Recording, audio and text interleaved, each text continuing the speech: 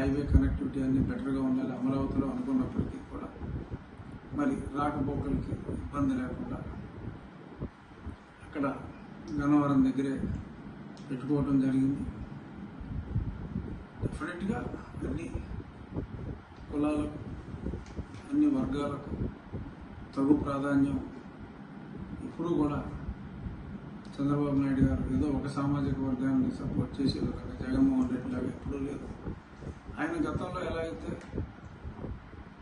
సమతుల్యత పాటించారో అదే సమతుల్యత ఉంటుందని మేమందరం కూడా భావిస్తున్నాం.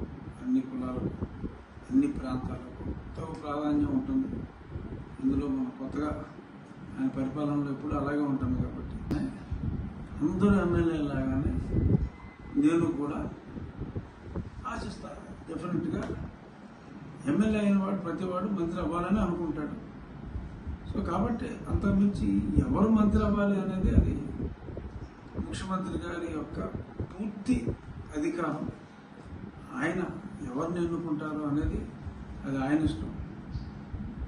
సో దాని మీద నో కామెంట్.